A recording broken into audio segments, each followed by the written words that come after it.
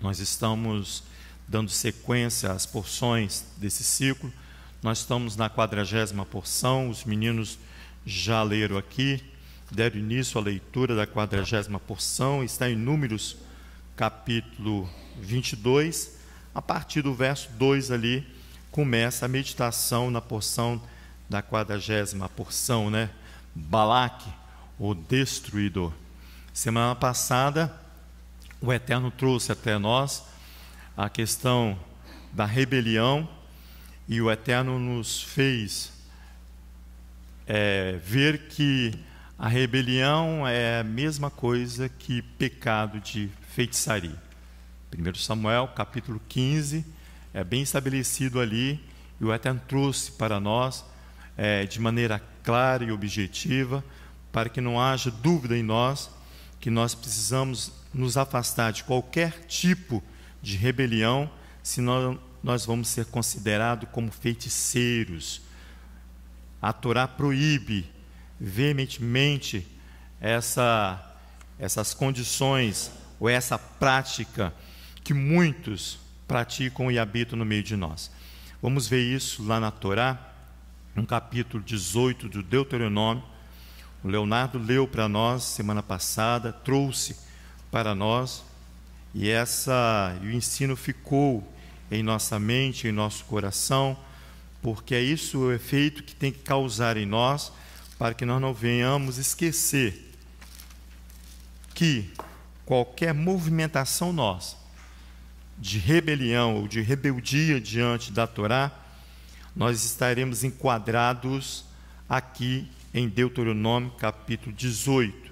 Olha lá para você ver no verso 9 ao verso 14. Foi esse o texto que nós lemos na porção anterior sobre essa questão de feitiçaria, sermos feiticeiros.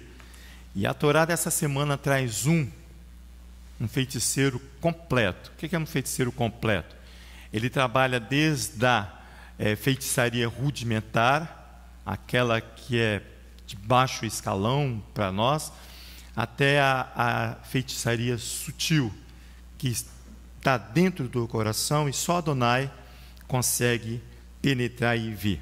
Aqui em Deuteronômio, capítulo 18, no verso 9 diz: quando tiveres entrado na terra que o Eterno teu Elohim te dá, não imitarás as nações as abominações dessas nações. Você vai ver que Israel acampa ali nas campinas de Moabe, e é aqui que ele vai falando, não haja no teu meio quem faça passar pelo fogo o filho ou a filha, nem adivinhador, nem prognosticador, nem agoureiro, nem feiticeiro, nem encantador, nem necromante, nem mágico, nem que consulte a mortos. O Eterno abomina todo aquele que faz estas coisas. E é por causa dessas abominações, é por causa dessas feitiçarias que o Eterno falou conosco semana passada. É por causa dessas abominações que o Eterno teu Elohim expulsa essas nações de diante de ti. Serás perfeito diante do Eterno. É essa a ordem para mim e para você. Seja perfeito diante do teu Elohim. As nações que há de possuir dão ouvidos a essa prática de agoureiros, de adivinhos, mas a ti, o Eterno teu Elohim, não permite tal prática. Aí ele vai dar uma promessa messiânica logo depois. O Eterno teu Elohim te suscitará um profeta como eu, diz Moisés, no meio de ti, no meio dos teus irmãos, a ele ouvirás. E não ouvirás mais aos feiticeiros, aos encantadores, àqueles que consultam morto, a esse elencar de feiticeiros que aqui a Torá, no capítulo 18, proíbe no meio de nós. Se nós formos lá na porção dessa manhã, Balaque, no capítulo de Números 22, nós vamos observar que no último verso da porção Rucat é o verso 1 do capítulo 22 de Números. Você já está lá? É aí que eu vou chegar.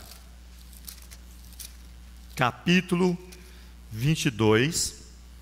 O verso 1 é o último verso da porção anterior. A Torá aqui vai nos informar que Israel acampou-se nas planícies de Moabe. Olha aí na sua Bíblia. Diz assim o verso 1 do capítulo 22, que é o último verso da porção anterior, antes de adentrarmos a porção Balaque. Diz assim: partiram os filhos de Israel e se acamparam nas campinas de Moabe, do outro lado do Jordão, na altura de Jericó. Israel viajou, diz outra versão, e acampou-se nas planícies de Moabe, do outro lado do Jordão, perto de Jericó. Você vai ver ali, se você voltar, não vamos lá agora, no capítulo 21, você vai ver toda essa movimentação de Israel. Ele acampa e ergue-se, acampa e ergue-se. Aqui, o Deuteronômio vai ensinar para mim e para você que acampar-se aqui na planície de Moabe vai representar, tanto para Moisés quanto para Israel, uma finalização de um tempo. Sim, ele aqui vai finalizar e concluir uma jornada de Israel. Vai lá comigo em Deuteronômio, capítulo 1, para você ver isso. Ele vai definir o Deuteronômio aqui, que esse acampar-se de Israel, aqui nas campinas de Moabe, representa a finalização de um tempo ou uma conclusão de uma jornada de Israel, de uma das jornadas de Israel. Aqui ele diz assim, em Deuteronômio, verso 1 até o verso 3. São essas palavras que Moisés falou a todo Israel, além do Jordão, no deserto, no Arabá, diante do mar de Suf, entre Parã e Tofel, Labã, Hazerote, diz a Abi. São necessários 11 dias de jornada de Horebe a Cades Barneia. Está vendo? Ele fala, olha, são somente, deveria ser 11 jornadas. Ele diz assim, pelo caminho da montanha de Seir. Olha o verso 3. No 40º ano do 1º dia do 11º mês, falou Moisés aos filhos de Israel, conforme tudo que o Eterno lhe ordenara a respeito dele. Diz assim, ó, no ano 40, na 11ª lunação, do primeiro da lunação, finalização de um ciclo, 11º mês, Shevat, não é isso? Isso, Rosh Chodesh, Leonardo falou. Que é exatamente o primeiro dia do mês, da lunação do mês, o Rosh Chodesh Shevat, ele chega. Israel chega à planície para a finalização de um ciclo de jornada fora da terra de Canaã. Tanto para Israel para quanto Moisés, essa finalização. Dos remanescentes que saíram do Egito e atravessaram ali todo o deserto, e agora acampam-se na planície de Moabe, somente 3 aqui: Caleb, Josué e o próprio Moisés, que não vai passar para a terra de Canaã, mas ele acampa ali com Israel, e ali ele vai tornar a lembrar, vai fazer o Vezot HaTorá para essa geração que está na plataforma de embarque para Canaã. Esse é um momento para Israel muito importante, quando ele acampa aqui em Moabe, depois de várias partidas e de vários acampamentos, ali em Números capítulo 21, volta lá para você ver. Você vai ver que ele vai acampar e erguer-se, acampar-se e erguer-se. A escolha de um local para acampar-se vai levar em consideração a disponibilidade da água que tem no local. Você sabia disso? Eu fiquei sabendo observando a Torá. O local escolhido para acampar vai depender da disponibilidade de um oásis, ou de onde brota água, ou de um lugar onde há uma segurança natural para aquele que acampa. Aqui, no capítulo 21 do Números, ele vai erguer e levantar, para até chegar aqui no Números capítulo 22. Ele diz assim, olha, eu estou em Êxodo, perdão, 21, olha que interessante isso aqui. Ele vai falar aqui, da jornada de Israel. Do verso 10 diz assim: partiram os filhos de Israel e acamparam-se em Obote. Você vai ver que ele vai partir e vai acampar. Depois partiram de Obote e acamparam nos outeiros de Abarim, no deserto que está defronte de Moabe, para o nascente. Dali partiram e acamparam junto ao ribeiro de Zerep. Em outras versões diz assim, nas torrentes do Zerep. Torrente é aquela água impetuosa, forte, que corre o tempo todo. Então Israel vai observar aonde brota água, onde corre água, para ele acampar-se. É um local seguro para Israel. Verso 12, verso 13, partindo dali, acamparam-se do outro lado do Armon, que está no deserto, que sai do território dos amorreus. Armon é a fronteira de Moabe, entre Moabe e os amorreus. Por isso se diz no livro das guerras, Vaebe em Sufá, e os vales de Armon, e o declive dos vales que inclina em direção à sede de Ai, na encosta da fronteira de Moabe. Dali partiram para Beer, o poço, ao qual o Eterno disse a Moisés: ajunta o poço e dei água de beber. Você vai ver que a segurança para Israel acampar é ter água e alimentação. Onde tem água, possivelmente tem alimentação, um lugar seguro para Israel. A disponibilidade de água é importante demais. Quer ver? Nós lemos até o verso 16, até aí está bom. Para Israel acampar, para Israel é de maior relevância esse acampar. Por quê? Porque toda vez que ele acampa, o tabernáculo se ergue. Então, para Israel, além de ter água, o acampar-se é de grande elevação para eles. Por quê? Porque toda vez que acampa a congregação, ergue-se o tabernáculo. Aí nós lemos hoje dessa manhã, vai lá para você ver em Números capítulo 10.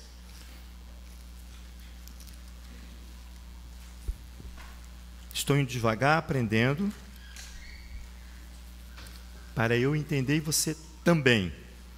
Você vai ver que, olha que relevância é quando Israel acampa. Capítulo 10 do número de Números, verso 35, diz assim: partindo a arca, dizia Moisés: levanta-te, Eterno, dissipados sejam os teus inimigos, e fujam de diante de ti os que te aborrecem. Pousando, acampando-se Israel, pousando ela, dizia: volta, ó Eterno. Há muitos de milhares de Israel, há miríades do teu povo. Assenta-te e acampa-se no meio do teu povo. As planícies de Moabe, o acampar aqui, representa o cumprimento de um juízo para Israel. O cumprimento de um tempo de penalidade de 40 anos, que Israel passou andando pelo deserto. Então, quando você chega aqui, em Números capítulo 22, verso 1 em diante, você vê Israel acampando, você precisa entender, e eu também, que ali, além de um ciclo de Israel, de jornadas, há um cumprimento de um juízo que Adonai estabeleceu para eles. Conclui-se uma penalidade que Israel sofreu. Israel, nesse momento, quita com Adonai as pendências dos pais. Nesse momento que ele acampa e que, pousando a arca, Adonai volta às miríades de Israel, nesse momento aqui, pastor, Israel quita com Adonai os pecados dos seus pais. Não estou afirmando que Israel não pecou mais. Não, eu estou falando que nesse momento, do acampar-se aqui nas planícies de Moabe, ele vai zerar as pendências que houve com seu pai. Vai lá para você ver isso, em Números capítulo 23, vai um pouquinho à frente, a porção. Olha o que Adonai coloca na boca do falso profeta. Balaão, ele é um profeta, mas não de Israel. Capítulo 23, verso 21.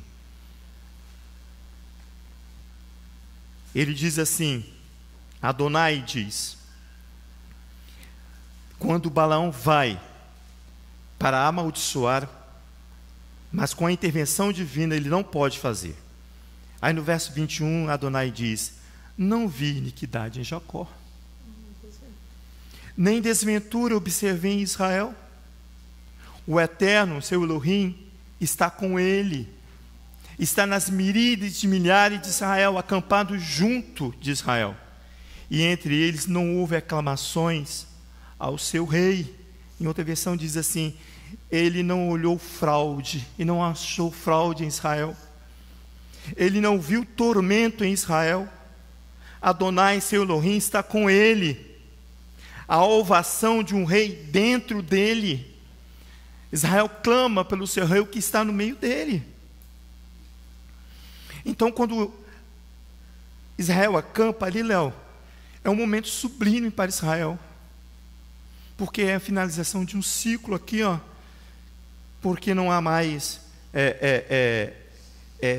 que pagar a pena dos seus pais, não nessa situação.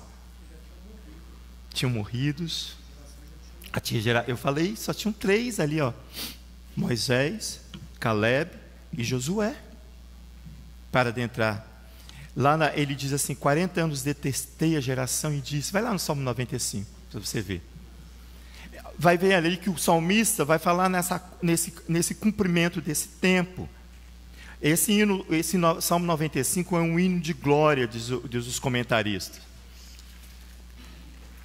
Um hino de glória ao rei. E uma advertência para essa geração que está na plataforma de embarque para Canaã. Diz assim o salmista, não vê tudo, mas olha lá o verso 10, diz assim, não, vamos voltar um pouquinho, né? Vinde, cantemos ao Eterno, cantemos com júbilo a rocha da nossa salvação, apresentemos diante dele a sua face com louvores, e celebremos com salmos, porque o Eterno é grande Elohim, e grande rei acima de todos os deuses. Nas suas mãos estão as profundezas da terra, e as alturas dos montes são suas.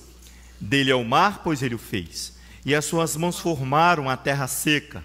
Ó, vinde, adoremos e prostremos e ajoelhemos diante do Eterno que nos criou, pois ele é o nosso Elohim, e nós, povo do seu pasto e ovelhas de sua mão. Se hoje ouvides a sua voz, não endureçais os vossos corações, não seja rebelde, não seja um feiticeiro, não endereçais os vossos corações como em Meribá, como no dia da tentação no deserto, quando os vossos pais me tentaram, me provaram e viram a minha obra. Durante 40 anos, ele disse, estive irritado com aquela geração e disse, é um povo que erra de coração, erra sabendo que está errando, ele está falando, não conheceu os meus caminhos, por isso jurei na minha ira, jamais entrarão no meio dos santos. Todos morreram no deserto, todos morreram no deserto. Israel acampa em Moabe, o termo acampar é Haná. Vai Israel curvar-se, declinar-se, alijar-se do peso da carga diante do cumprimento de um tempo que o Eterno estabeleceu. Volta lá na Torá. Ele vai alijar-se de um peso que ele pagou pelos erros dos nossos pais. Isso é sério demais para nós. Números capítulo 14. Volta a Torá, por favor. Acampar é encurvar-se, o termo é o mesmo.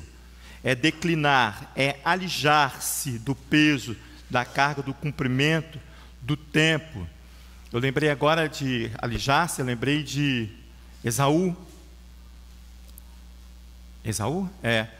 Que quando Ali o texto diz da Torá de quando ele tirar o peso da sua carga, ele vai entender tudo aquilo que ele está passando. Depois nós vamos para o texto.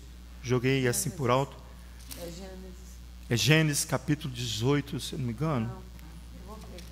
Olha aí para mim, por favor, pastor. Obrigado. Números 14, aqui no verso 33, diz assim, olha: vossos filhos serão pastores nesse deserto. Está vendo?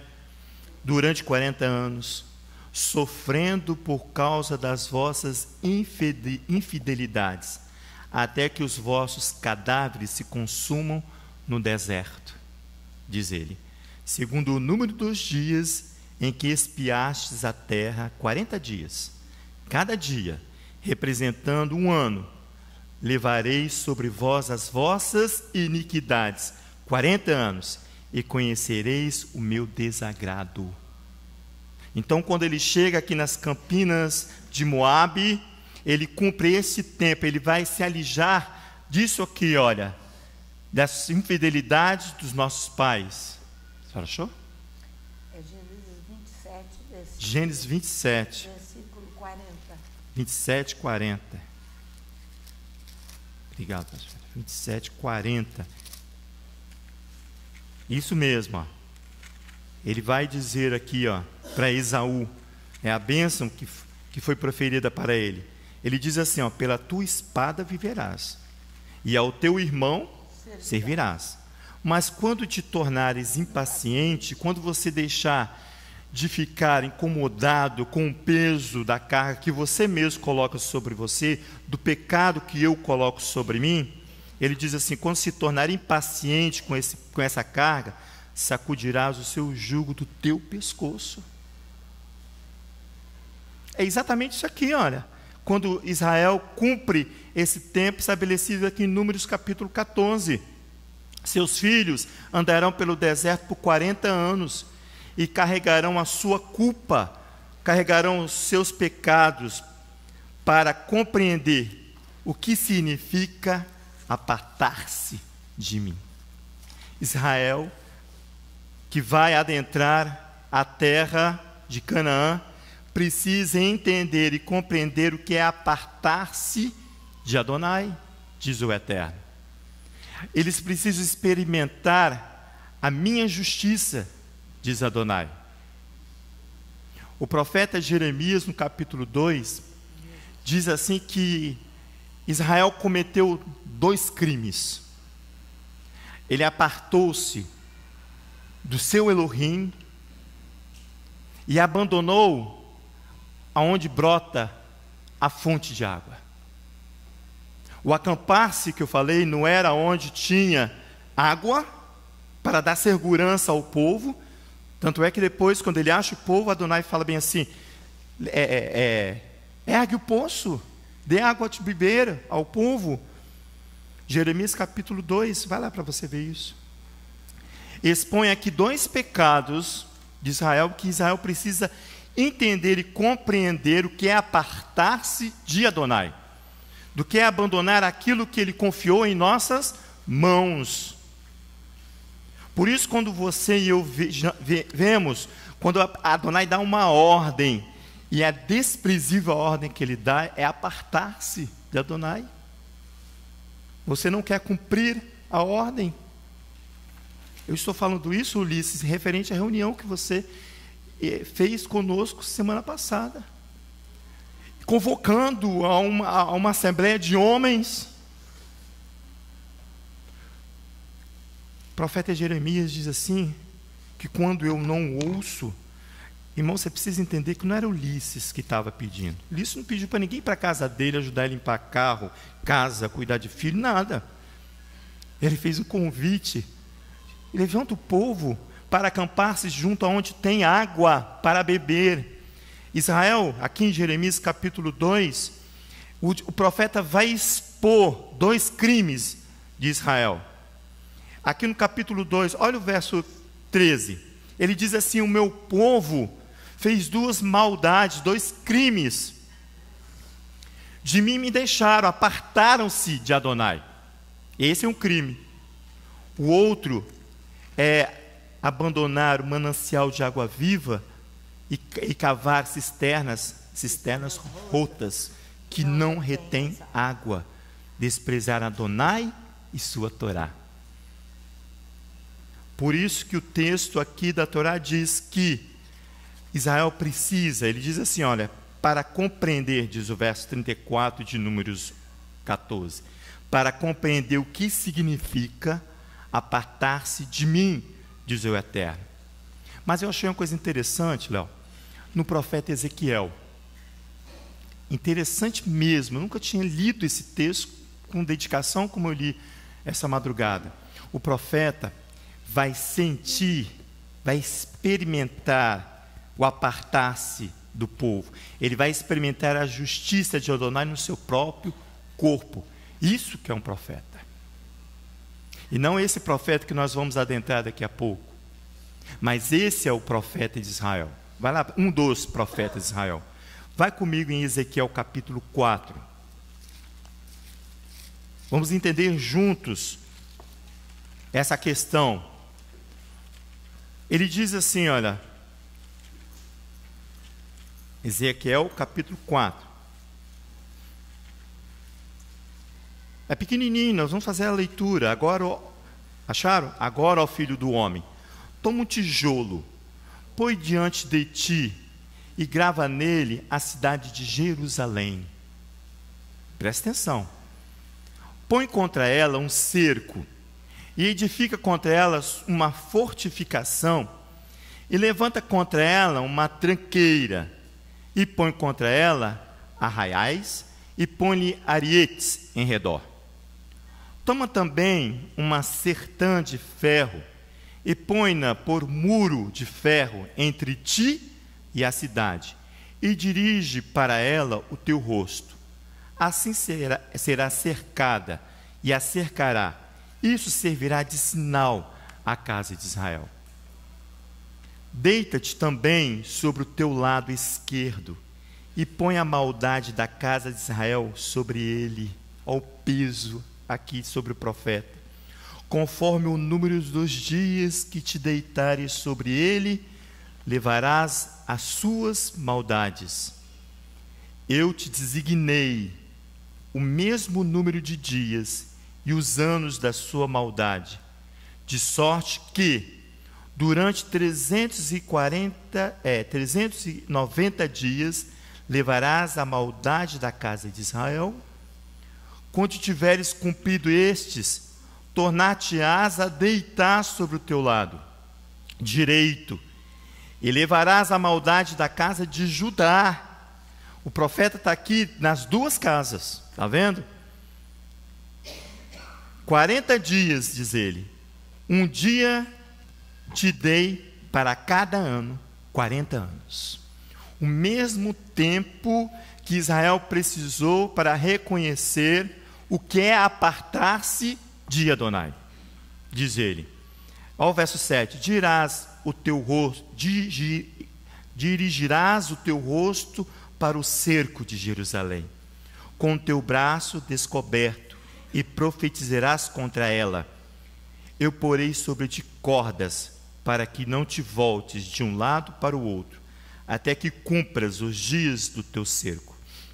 Toma trigo, cevada, favas, lentilhas, milho, aveia, e mete-os numa vasilha, e faz deles pão, conforme o número dos dias te deitares sobre o teu lado, 390 dias comerás dele. A tua comida que hás de comer será por peso. Ele vai começar a falar de uma restrição. Está vendo? Porque se apartou-se de Adonai. 20 ciclos cada dia, de tempo em tempo a comerás. Verso 11. Também beberás a água por medida, a sexta parte de um hin, de tempo em tempo a beberás. De tempo em beberás, você vai beber aproximadamente 280 miligramas ou gramas de líquido, de água, perdão. O que comeres será dos bolos de cevada, cozelás sobre os estercos humanos diante dos teus olhos. Vai usar o esterco para acender fogo, está vendo? Disse o Eterno: assim comerão os filhos de Israel o seu pão imundo entre as nações para onde serão lançados. Então disse: Eterno, a minha alma nunca foi contaminada, jamais comi coisa morta, nem despedaçada, desde a minha mocidade até agora, nem carne abominável entrou na minha boca. Disse-me: vê, eu te darei esterco das vacas, em lugar de esterco humano, sobre ele prepararás o teu pão. Então me disse: filho do homem, eu torno instável o sustento de pão em Jerusalém. Eu vou colocar dificuldade para você. Comerão pão por peso e com ansiedade, e beberão a água por medida com espanto, até que lhes falte o pão e a água. Espantar-se-ão uns com os outros e se definharão nas suas maldades. O profeta experimenta no seu corpo as consequências de apartar-se de Adonai. A ausência de carne, a ausência de pão, a ausência de água. E vão se definhar e ficarão ansiosos. Essa doença moderna que está aí, todo mundo tomando remedinho para suas ansiedades. Vocês não sabem o que é ser ansiedade, porque você não sabe quando você poderá comer o pão. É isso aqui, olha, que é apartar-se do seu Elohim. É isso aqui, é experimentar. Se você der continuidade, você vai ver que o capítulo 5 é a mesma coisa. Olha o verso 8 do capítulo 5. Diz assim: portanto, diz o Eterno Elohim, sim, eu estou contra ti, executarei juízos no meio de ti, aos olhos das nações. Por isso que a plataforma de embarque para Canaã, aqueles que estão ali, precisam entender e compreender que não podem mais se apartar-se do teu Elohim. Eu poderia ir com você lá em Isaías capítulo 53, para você ver ali aquele que vai estar entre eu e Elohim, o Messias. No capítulo 56 você vê ali que ele é aquele que vai experimentar no seu próprio corpo as minhas e as suas iniquidades. Mas vamos voltar aqui. Depois que você lê Isaías 53, não precisa nem ler, você conhece esse texto. Levou sobre si as minhas iniquidades. É isso aqui que o profeta está passando para compreender, para anunciar para Israel que não pode apartar-se do seu Elohim. Agora você volta lá na porção, para você ver o rei Moabita, que dá nome à porção. O rei Moabita vai errar grandemente aqui. Ele erra porque ele não conhece Torá. Por que ele erra? Porque não conhece a Torá. Porque se ele conhecesse, ele ia desfazer o peso do apartar-se do teu antecedor, o teu antecedente, Ló. Mas como ele não conhece a Torá, ele vai errar. E Yeshua fala assim, ele ensina que errais por não conhecer a Torá. Em outras versões diz que errais porque desviaram-se da Torá, apartaram-se da Torá, por não conhecer a Torá e nem o poder de Adonai, dizia Yeshua em Mateus capítulo 22. Aqui na porção, você vai ver que, pelo contrário, o rei Moabita vai utilizar-se de sua perversidade. Ele é um perverso. Ele tem outro conceito dele que eu acho interessante, que fala que ele é infame. É insano, ele é filho de ave. Sim, filho de ave, ele é insano. Balaque é filho de ave, de um fala pássaro. Aí, fala aí, de um pássaro, é verdade. Ele é filho de um pássaro. De um pássaro. Toda pessoa que se pavoneia, se levanta em orgulho e altivez, ela não é filha de um humano, nem de humano, é filho de um passarinho, de um pavão. De um pavão. Diz o Salmo 94. Só tem uma beleza externa. Diz o Salmo 94. Por isso que ele é filho. ele é chamado, Balaque é chamado devastador, filho de pássaro, filho do pássaro. O pássaro. O rei de Moabe. Ele é insano, ele é louco. Ele é louco. Porque ele vai tentar desfazer uma bênção de Adonai. Só isso. Porque ele vai tentar, só isso que ele vai fazer. Já é considerado como um infame. O infame é aquele que é desonrado, aquele que não tem valor nenhum. Os conceitos dizem que o insano ele é vil, ele é desprezível. Por que esse conceito todo? Porque ele vai utilizar essa infamidade, essa perversidade, para anular a bênção lançada sobre Abraão. Olha a loucura do rei, por não conhecer a Torá, para desfazer o peso que está sobre a descendência dele, o peso que o seu antecedente deixou. Que antecedente? Ló, que se afastou de Abraão. Nós vamos lá depois, você vê. Mas ele é perverso, ele vai anular. Quer ver? Vai lá em Gênesis para você ver ele anulando. Qual é a bênção que ele quer anular? Olha só, a perversidade do infame rei moabita.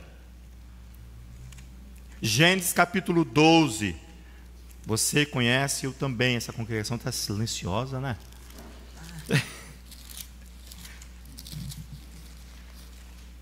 Deixa cair uma caneta aí. Isso. Capítulo 12 do Gênesis. Olha o verso 2 e o verso 3. É isso aqui que o rei de Moab, aqui no capítulo 22, vai contratar um outro infame, outro perverso. Ele diz assim, olha, capítulo 12, verso 2. Farei de ti uma grande nação. É a bênção lançada pela boca de Adonai a Abraão. Ele diz assim, te abençoarei, e te engrandecerei o nome, e tu serás uma bênção. Abençoarei os que te abençoarem, e amaldiçoarei os que te amaldiçoarem, e em ti serão benditas todas as famílias da terra. Você vai ver que o rei de Moabe vai utilizar-se desse conceito dado a Adonai, que tem o poder de abençoar e de amaldiçoar. Está vendo? Ele fala assim, olha, abençoarei aqueles que te abençoarem e te amaldiçoarei aqueles que te amaldiçoarem. O rei aqui vai, para engrandecer o coração do falso profeta, vai utilizar esse termo aqui. Ele fala bem assim, eu sei que Boaz é profeta, e que tudo que você abençoa é abençoado, e tudo que você amaldiçoa é amaldiçoado. Ele utiliza esse texto aqui, pastor, para engrandecer o falso profeta. Diz em outro texto assim, faço de ti uma grande nação, te abençoo e te engrandeço o nome. Sê uma bênção, abençoo os teus abençoantes, teu amaldiçoador eu maldigo, em ti serão benditos todos os clãs do terreno.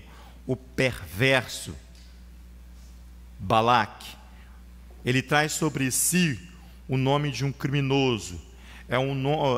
Perverso, no termo hebraico, rachá, é a mesma coisa que criminoso. O criminoso ou perverso é o homem ou a mulher que viola os direitos do outro.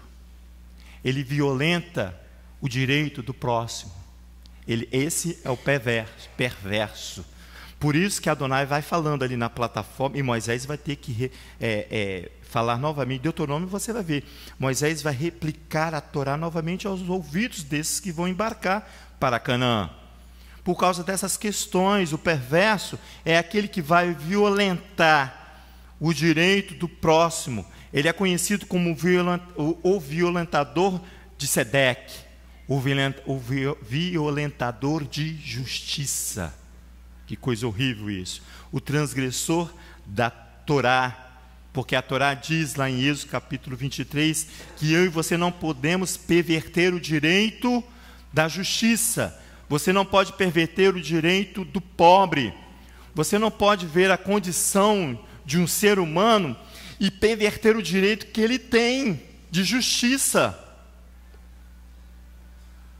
Quando você e eu estamos lá no projeto Neshama, nós estamos cumprindo isso aqui, ó.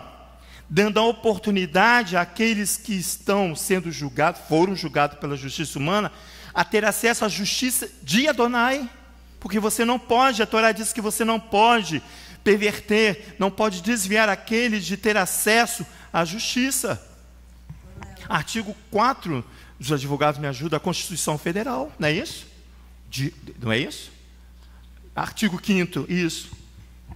É interessante ali, o Balaque, é que ele teve receio porque os reinos em volta estavam totalmente estremecidos com a presença de Israel. Sim. Todos os reinos. Nós vamos ver isso. Então, ele vai fazer essa guerra, nós sabemos, com palavra. A guerra que Balaque empreende não é com arma física. Não. Mas ele vai empreender uma guerra com palavras. Por isso que é infame, ele né? vai buscar alguém, Abraão que não recebeu a bênção, ele vai buscar um falso profeta na Mesopotâmia. Balaão é da Mesopotâmia, de Petor, eu acho. Petor.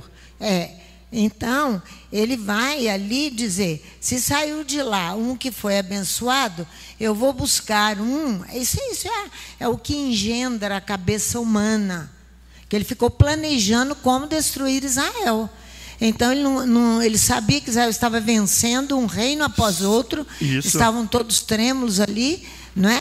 Diante de toda... Aí me perguntaram, como é que Balaão fala que conhece a Deus aqui? Ó, gente, quem não viu a fama de Adonai, quem não ouviu falar que Adonai tirou o povo do Egito, é igual nos nossos dias. Isso. Mas vão surgir 2 obreiros aqui, Balaque e Balaão.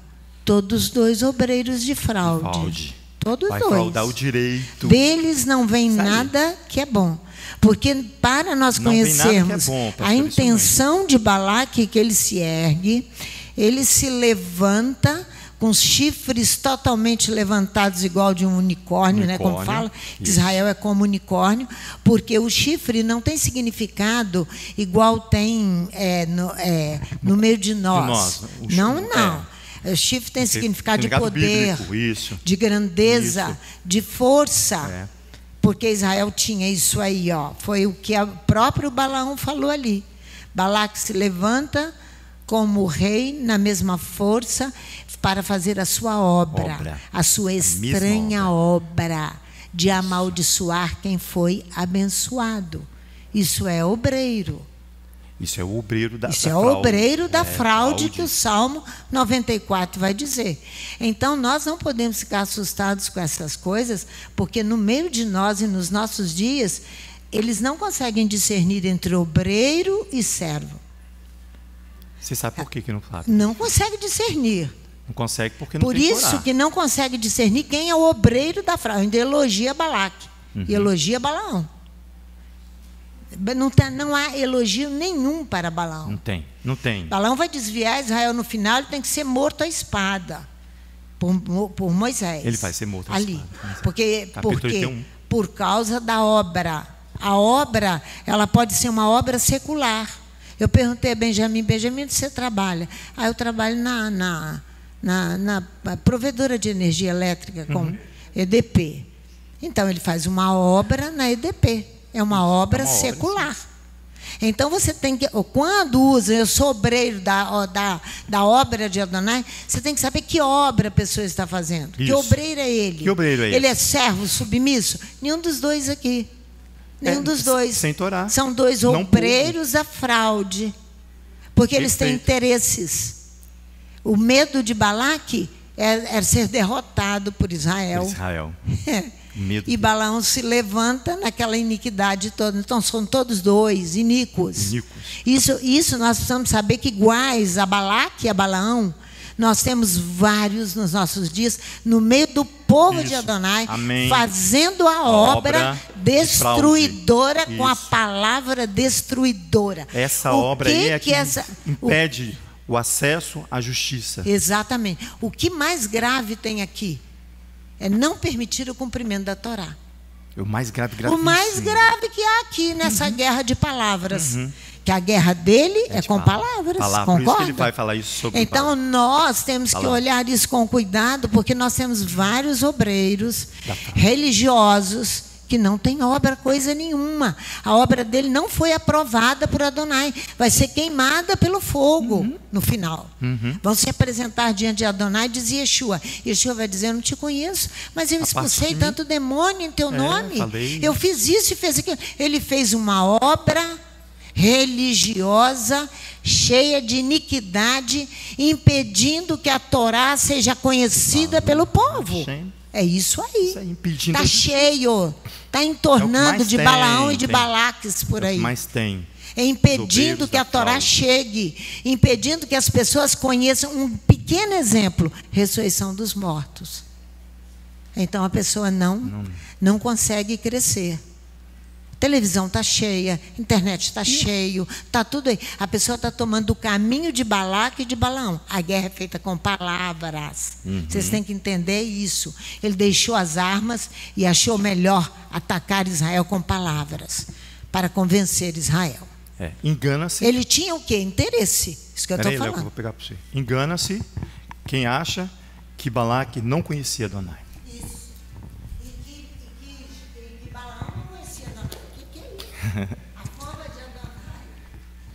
É uma coisa que é importante, que o texto da Torá, a gente não deve nunca ignorar que quando uma palavra da Torá está escrita é porque ela tem relevância para existir. Né? A gente tem que olhar essas coisas com muito temor, porque se o texto da Torá está dizendo uma pequena palavra, ele não está dizendo à toa aquela palavra. Não. Em todo o capítulo da Parashá Balaque e na próxima Parashá Finéias, toda vez que a Torá disser Balaque, vai dizer Balaque, filho de Tzipor. E toda vez que disser Bilã, Balaão, filho de Beor. Então, se você já introduziu inicialmente que Leonardo é filho de Rossini, em tese você não precisa ficar repetindo isso ao longo de toda a narrativa sobre Leonardo. Verdade. Você já conhece Leonardo. Pois a Torá repetidamente vai dizer Balaque, filho de Zippor, Balaão, filho de Beor. A questão que a pastora Sandra colocou, Leomar, é importante que a gente entenda, porque a obra do indivíduo está apresentada por meio da filiação que ele tem. Isso daí que é o importante. Porque a gente está falando aqui, isso, tá, Léo? que nós estamos falando aqui da questão da falsidade do obreiro, do profeta, não é isso que a senhora colocou? Se existe verdade ou se não existe verdade a respeito deste que se autoproclama obreiro ou profeta, né? Aí é uma questão de discernimento. Vocês vejam que a teologia cristã aponta Balaão como um profeta divino. Ensinam como se ele fosse um profeta da parte divina. Isso aí. Então, é uma forma de errar no discernimento quando você não vê quem é Balaão, que ele é um falso profeta e um feiticeiro. Isso. Ele viola a Torá em todos os seus aspectos. Não. Porque Adonai fala até com o falso profeta.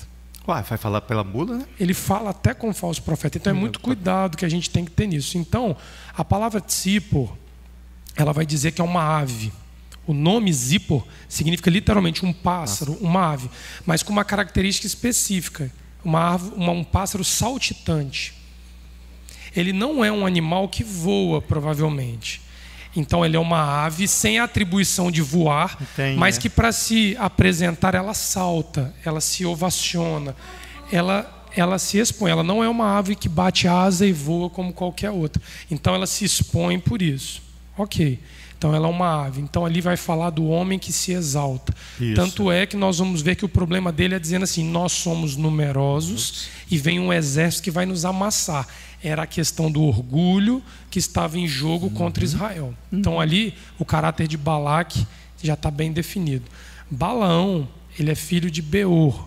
Beor é uma palavra que vem traduzir brutalidade. Só que brutalidade sem sentido. Não é uma brutalidade como resposta de algo violento que veio sobre você. Não há uma contrapartida. Ela é uma brutalidade totalmente sem um ponto de explicação, né? Sem uma precedência que a justifique. E aí você vai falar, nossa, mas Balaão era brutal, ele era um homem de palavras. Aí a pastora Sandra entrou dizendo e disse muito bem que a guerra era feita com palavras. As palavras são mais brutais do que ações físicas de agressão contra o outro. elas são mais violentas, o resultado delas é pior do que o resultado físico. Físico, muito mais. Você veja que Porque você vai desviar da Torá. Aí está o segredo de discernir isso. Balaque tinha a brutalidade física de um exército moabita, mas ele viu que a brutalidade física não traria resultado. Então ele precisa vir por uma brutalidade encoberta, por meio da docilidade de uma palavra. É por isso que a Parashá Finés vai dizer que Moisés toma a espada para trespassar Balaão. Com a mesma violência de palavras, Moisés usa a Torá. Ele usa a Torá com a mesma violência de palavras. Isso. Ou seja, a violência da palavra de Adonai contra o falso profeta, ela é muito mais brutal do que a violência que o falso profeta tem com as suas próprias palavras. Então Adonai combate no mesmo nível, só que com uma violência muito maior. A resposta de Adonai é uma violência brutal. E aí quando você vai olhar o verdadeiro profeta, você vai ver dizendo assim, ó, Isaías, filho de Amós. Aí você vai ver quem é Amós. Aí você vai ver Jeremias, filho de Ilquias, um dos sacerdotes de Anatote. Você vê, pastora, que ele é filho de alguém que teme Adonai. Você vai ver Yeshua sendo definido na sua genealogia como Yeshua, filho de Abraão, filho de Davi e filho de José. Então, um dos segredos é saber qual é a filiação deste que se denomina obreiro, profeta ou vidente. Mas não é a genealogia física que está em questão, mas é a qual pai ele serve. E nós falamos que consultar o pai semana passada, ová, é o mesmo que consultar aos mortos. Então você precisa saber se o feiticeiro ou o obreiro da verdade, ele é filho de Adonai ou ele é filho de um pai que não é Adonai. O segredo de olhar o falso profeta é ver a sua filiação paterna. Quem é o seu pai? A quem ele atende como pai? E Yeshua diz, há um só pai. Há um só pai. Ele ali anuncia a quem ele serve e a quem ele teme. Ele identifica e mostra. Cuidado com essa questão, porque isso daí é grave e é delicadíssimo. Isso pode vir com uma violência muito grande sobre nós, entendeu? Isso mesmo. Por isso que ele fala exatamente com essa geração que vai adentrar a terra. Que precisa ter esse grau de apuração, de conhecer aquele que é o profeta de Israel. Porque o profeta que não é de Israel, esse profeta que faz uma obra de iniquidade, o que é que nós oramos toda finalização do Shaharit, do Arvit? Abençoa a obra de nossas mãos. Nós estamos fazendo uma ligação com a Torá para que as nossas obras sejam aprovadas. Caso contrário, Salomão disse que você é filho de Belial, se você não fizer isso. Você é filho de Belial, filho de um homem mau, de um perverso. Aí a filiação. É uma filiação, filho de um homem mau. Tudo vem daí, né, Léo? Baruch Hashem. E interessante que Belial, Léo, faz referência também a um deus cananeu, que é o deus da morte. Para você ver, eu estou fazendo ligação com aquilo que Leonardo, a pastora falou e Leonardo completou. De que o falso profeta, o homem de Belial, que lá em Provérbios fala, é ele que vai levar você uma filiação à morte, de um Deus que vai levar à morte. A figura desse Deus Belial, esse Deus cananeu, diz que ele é um Deus que fica de boca aberta, assim, para tragar, engolir a sua vítima por inteiro. Traga você e eu por inteiro, se nós não prestarmos atenção. Você precisa ver que o nome de Balaão faz referência àquele que quer tragar a mim e a você. Nós vamos lá.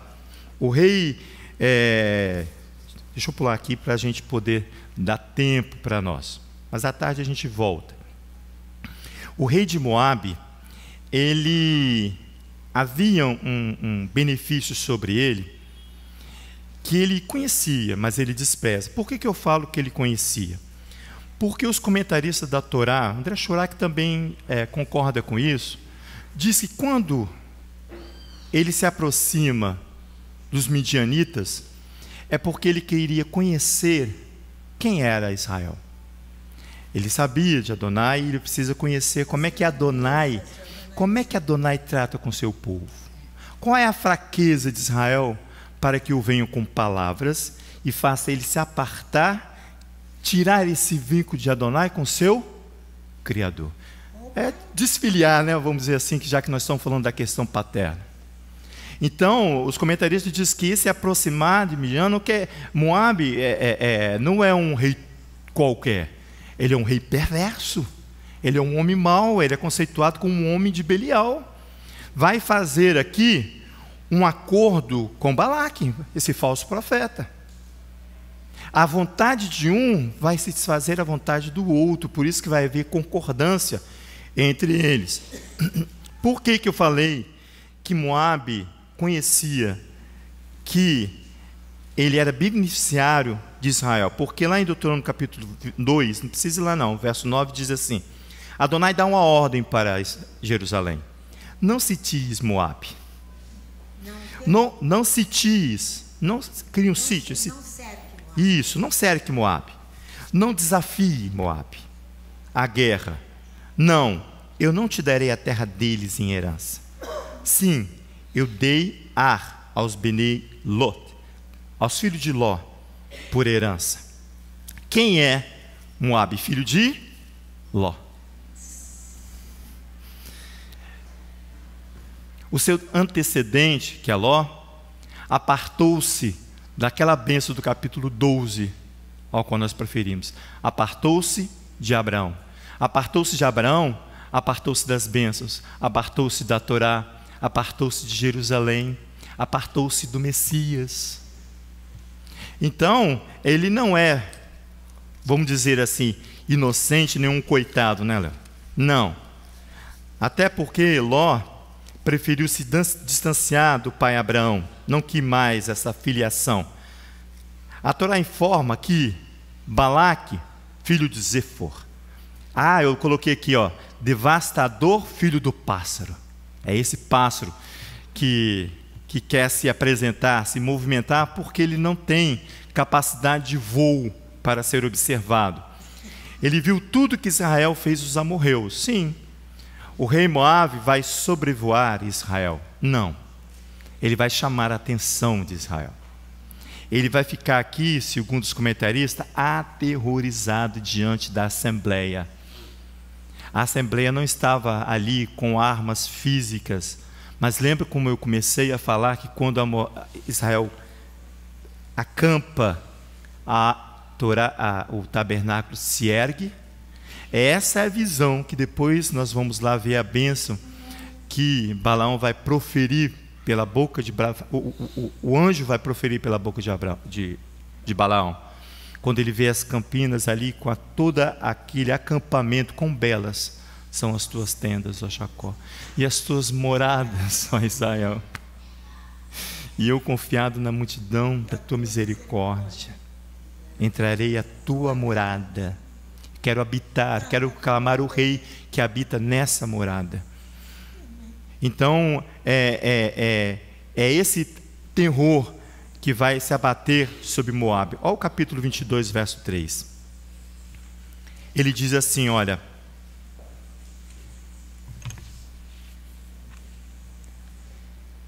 Moabe se assusta muito faces ao povo.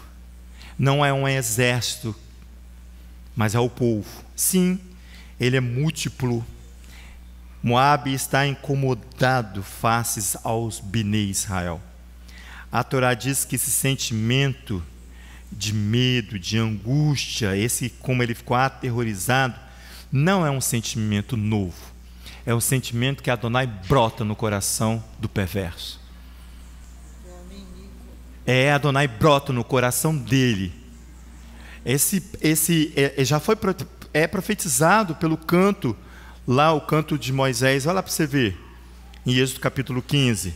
Ali no poema do mar, lembra quando Moisés deixa passar pelo mar vermelho? Ele vai cantar em Êxodo capítulo 15. Olha só que bonito isso aqui. No verso 14, não vamos ler muito não. Você vai ver o canto poema do mar. Olha, ele diz assim no verso 14: os povos ouvirão e tremerão. O que o pastor falou? A fama de Adonai já corria por toda a face da terra. Ele diz assim, olha, os povos ouvirão e tremerão. Apoderar-se-ão de uma angústia os habitantes da Filístia. Os príncipes de Edom se turbarão. Dos poderosos dos Moabitas apoder-se-á tremor. A quem ele vai se encostar?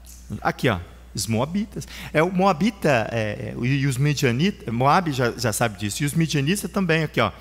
Moabita apoder-se-á do temor, derreter-se-ão todos os habitantes de Canaã.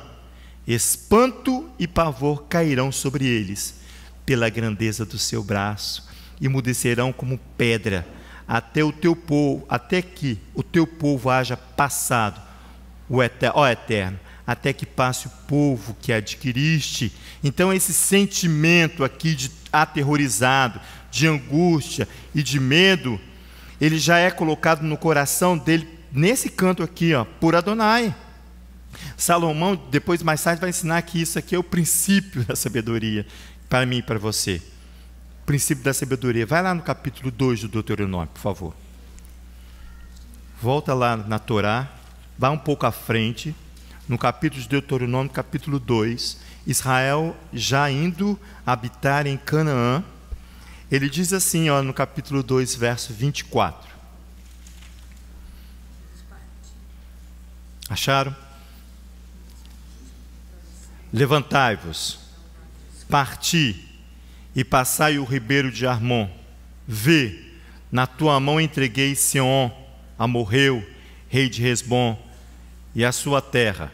Começa a conquistá-la, e contende com eles em combate.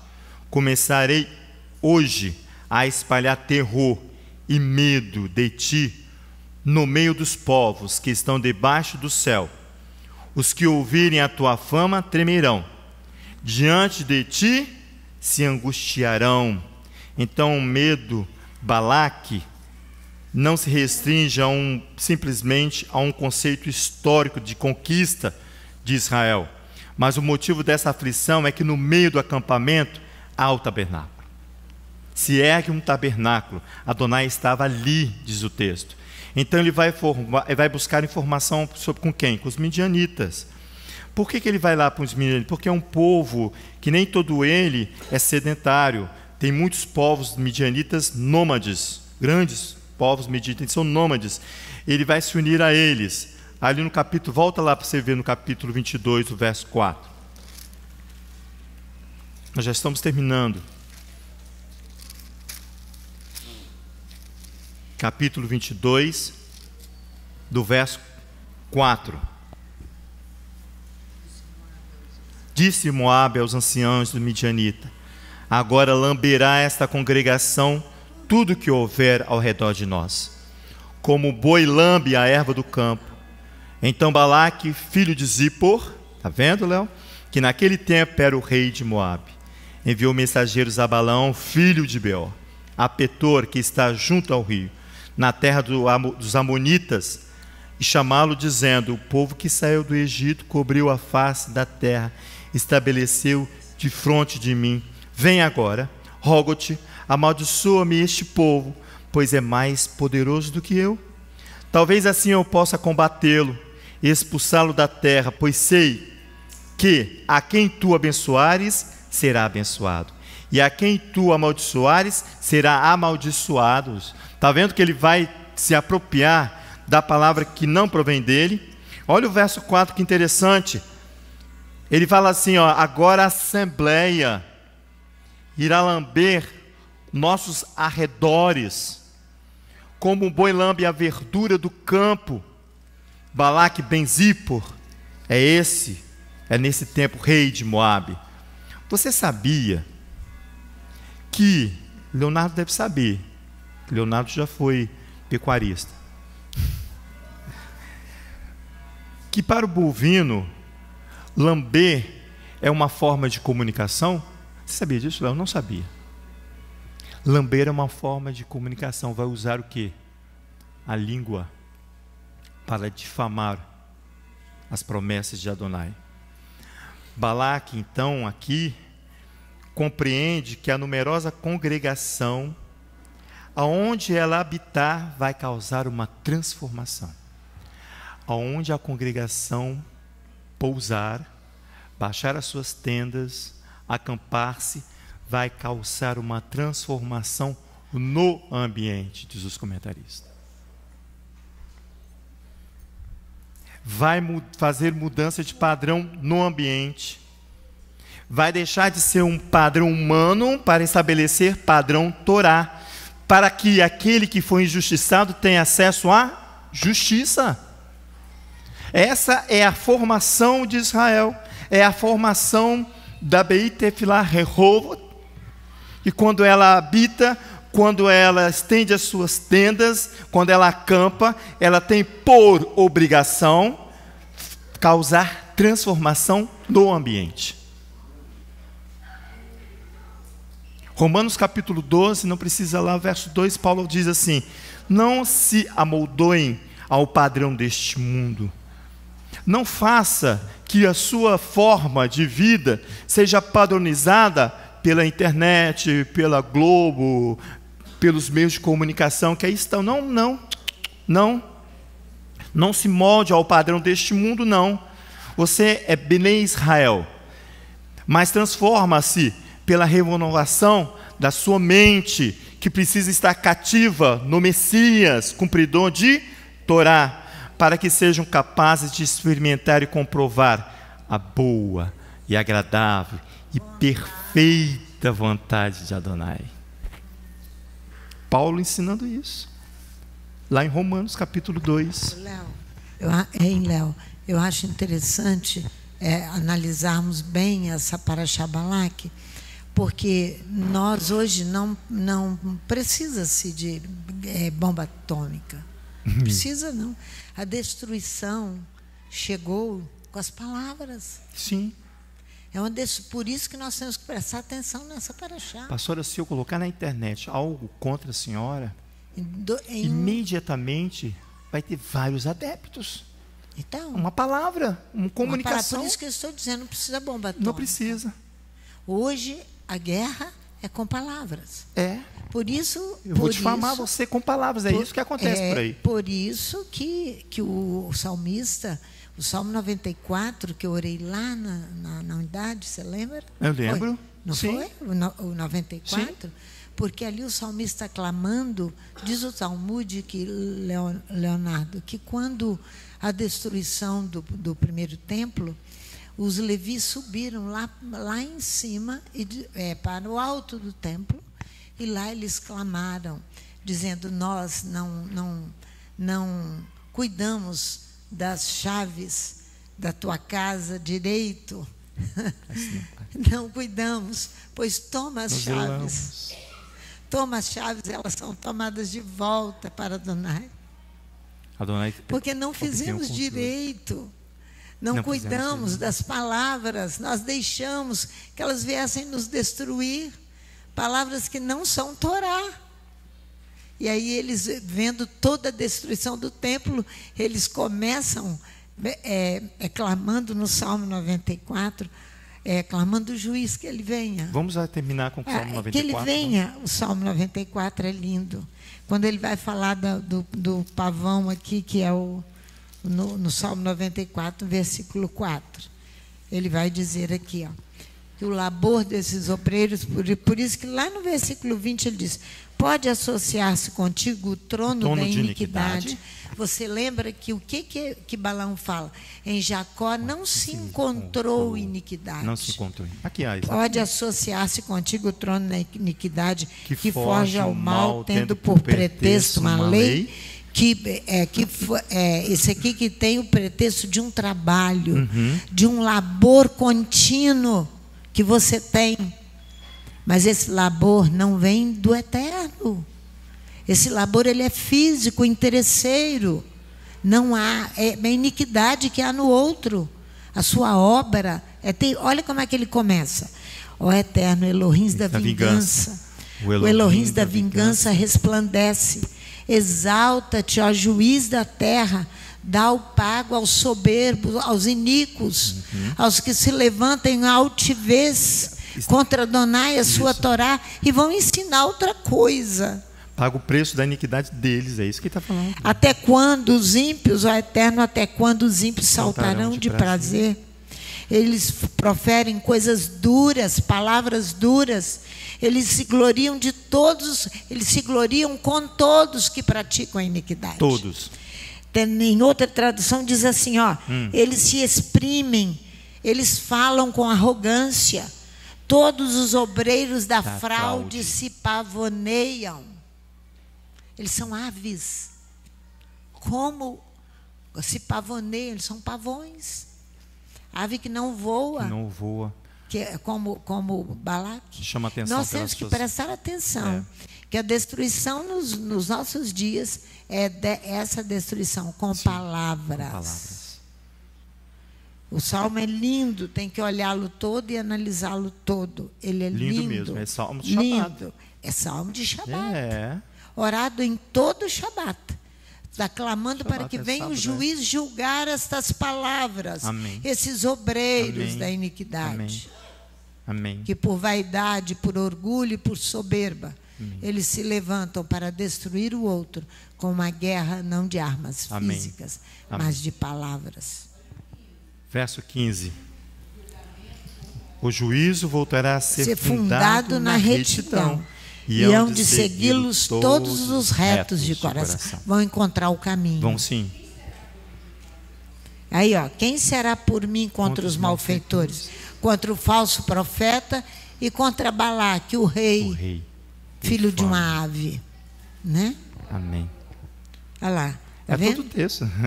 Quem se porá ao meu lado? Vamos ler tudo. Contra os que praticam a iniquidade. Se o Eterno não for o meu auxílio, já minha alma habitaria no lugar do silêncio.